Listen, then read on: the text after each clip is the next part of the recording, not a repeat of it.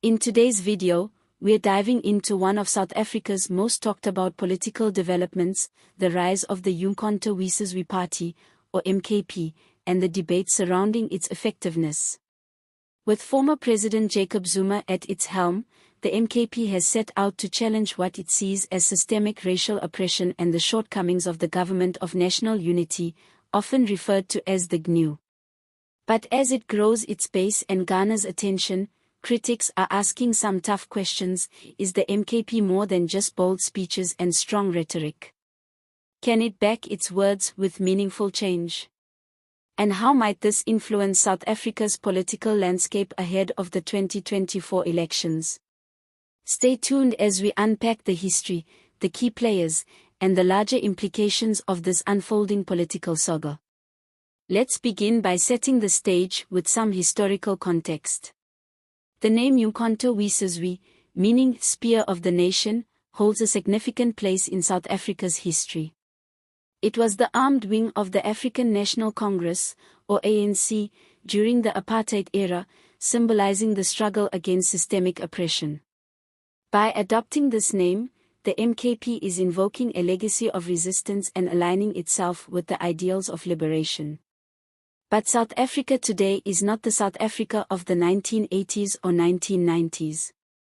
The challenges have evolved, and the political environment is vastly different. While the apartheid government was dismantled decades ago, many South Africans feel the promises of democracy, particularly economic equality, have not been fulfilled. The Government of National Unity was created as a mechanism to bridge divides and transition the country into a stable democracy. It aimed to include diverse political voices in governance. Over time, however, the GNU has faced increasing criticism. Detractors argue that it has become a framework that sustains inequality, particularly economic inequality, with a white minority holding the majority of the nation's wealth. The MKP has positioned itself as a direct opposition to the system. It claims to represent the disenfranchised majority and has focused its messaging on dismantling what it calls the remnants of apartheid embedded within the GNU. This rhetoric resonates deeply with South Africans who feel left behind, particularly in rural areas and economically disadvantaged communities. At the heart of the debate is whether the MKP's actions match its words. Recently, Sinawo, a political analyst and spokesperson for the Economic Freedom Fighters, or EFF, raised an important question: where is the evidence of the MKP's impact? While the party has been vocal in its criticism of the GNU and systemic racial inequalities, Tambo pointed out that its activities have largely centered on public rallies and membership drives. According to him, these are important steps, but they don't translate into actual policy changes or systemic reforms. Tambo's critique has sparked a larger discussion about what it takes for a political party to effect real change in South Africa's complex political system. The MKP, for its part, has defended its approach. Spokesperson Langiza Hadebe emphasized that the party is still in its early stages and is focused on laying a strong foundation for long-term impact. He argued that change does not happen overnight and that the MKP is prioritizing grassroots mobilization to amplify the voices of those who feel silenced by the current political system. According to Hadebe, the focus on rallies and public engagement is not just about building support, it's about creating a platform for marginalized communities to express their grievances and demands. This brings us to a critical point of analysis: can the MKP evolve from a party of rhetoric to a party of action? While the MKP's grassroots efforts have energized many, they've also opened the door to questions about the party's strategy for achieving its stated goals.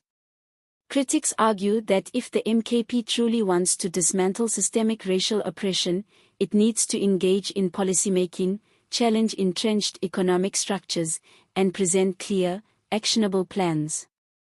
Without these steps, the party risks being seen as all talk and no action. Another layer to this debate is the timing. With the 2024 elections approaching, the MKP is under immense pressure to prove its credibility as a viable alternative to established political parties like the ANC and the EFF. The stakes are high, as the party's performance in these elections could determine whether it becomes a long-term player in South African politics or fades into obscurity. Analysts have noted that the MKP's ability to follow through on its promises will be a major test of its political relevance. But it's not just about the MKP.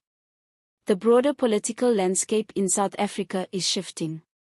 The ANC, once the dominant party, is facing growing dissatisfaction due to corruption scandals, economic stagnation, and a perceived disconnect from the needs of ordinary South Africans.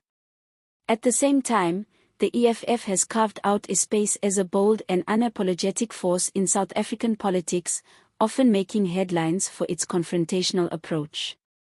In this context, the MKP is trying to position itself as a distinct voice, one that represents the true interests of the people. Whether it can differentiate itself from both the ANC and the EFF remains to be seen. Looking ahead, the MKP faces several challenges. First, it needs to articulate a clear vision for how it plans to dismantle systemic inequality. This means going beyond criticism of the GNU and proposing tangible solutions that address issues like unemployment, poverty, and land reform. Second, it needs to build alliances, both within the political system and among civil society groups, to strengthen its position.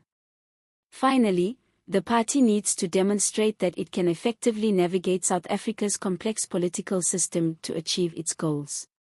In conclusion, the MKP is at a crossroads.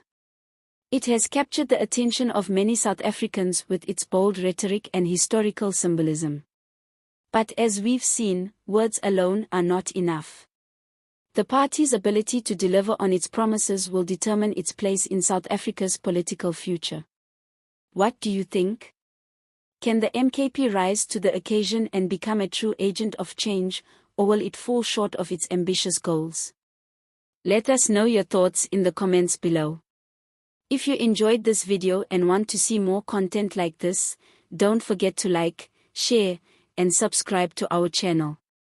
Your engagement helps us continue to bring you in-depth analyses of important topics. Thanks for watching, and we'll see you next time.